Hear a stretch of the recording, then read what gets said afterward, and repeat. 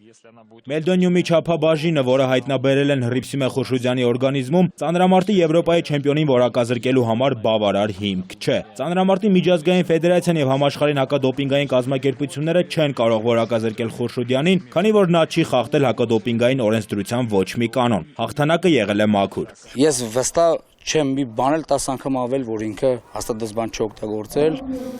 ու անձնական մարզիչ որպես ես գարանտիա եմ տալիս դրա համար։ Ինչ որ տեսել եմ, ինչ որ գիտեմ, ես վստահ եմ իմ ամբողջ կյանքով, իմ մարզչական կարիերայով, որ ինքը նման բան չի օգտագործել։ Մելդոնիում դեղամիջոցը, որը WADA-ի ցուցակում հայտնվել է այս տարվա հունվարի 1-ից, Խուշուդյանի օրգանիզմում փոքր չափաբաժնով եղել է նաև մարտի կեսերին։ Այդ ժամանակ հայ ծանրորդուհին Կազանում մասնակցում էր Ռուսաստանի նախագահի գավաթի խաղարկությանը եւ դարձավ հաղթող։ Մրցաշարից առաջ նա դոպինգ թեստ է հանձնել, որտեղ եւս մեկ անգամ հաստատվել է՝ միլդրոնատի չափաբաժինը թույլատրելի է։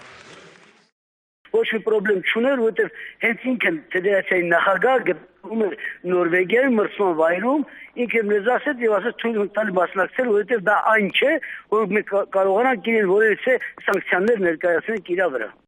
Ստացվում է, Խուշուդյանը Եվրոպայի չեմպիոն դարձել է առանց որևէ կանոն խախտելու եւ առանց դոպինգի օգնության։ Նրա օրգանիզմում Մելդոնիում մնացել է անցած տարվանից, երբ այն դեռ դոպինգ չէր համարվում։ WADA-ի հետազոտությունները ցույց են տվել, որ այդ դեղամիջոցը օրգանիզմից արագորեն դուրս չի գալիս։ Որոշվել է մարզիկի օրգանիզմում մինչև 1 միկրոգրամ միլդրոնատ հայտնաբերելու դեպքում չորակազրկել նրան։ Հռիփսիմե Խուշուդյանը չի որակազրկվի, նրա հաղթանակները շարունակում են մնալ արդար։ Գրիգոր Ավետիսյան, Նարեկ Գալստյան, ժամը լրատվական։